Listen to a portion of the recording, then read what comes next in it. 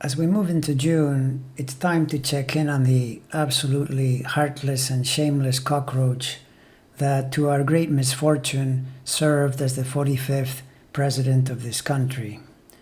He was giving a speech at the NRA only days after the tragedy in Uvalde that saw 19 children and 2 teachers lose their lives.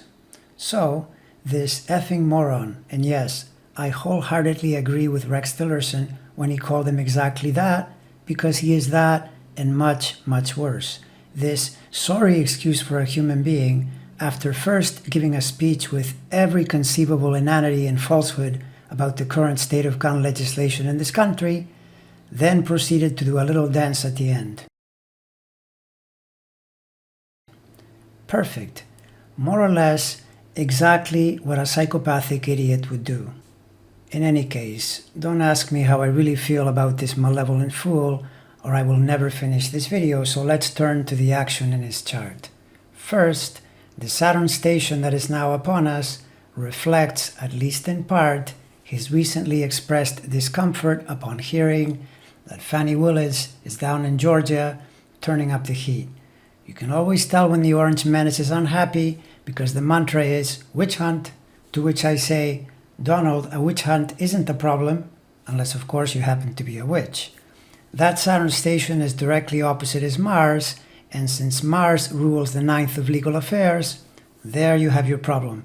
And, oh yes, let's not forget that the Saturn stationary period in early June coincides with the start of the January 6th committee presenting their findings, and I'm pretty sure he isn't going to like that at all. Makes for a super stressful late May, early June. Meanwhile, Uranus is making its way toward making a 150-degree quincunx to his natal Jupiter by the middle of June and into July, which is neither good for his situation nor for his health, and at the absolute best, necessitates uncomfortable adjustments. But given what is likely to be shown to the world in early June, his health and well-being is unlikely to benefit from the rage he is going to feel as his extremely dirty laundry is put on display for all to see.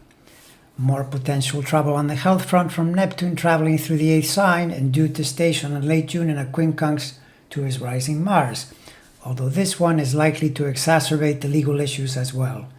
And Pluto in late Capricorn does the triple play trifecta on the maladjustment and health front by doing its 150 to Mars from Capricorn, which is his actual health house. So all of this is pretty threatening, but for the icing on the cake, check out the transit in Jupiter making its way toward a major trigger of his infamous axis Hollywood T-square, which is due to happen in late July, but effectively turning June, July, and August into a legal hellscape. And why wait at all when we can find immediate rage and trouble?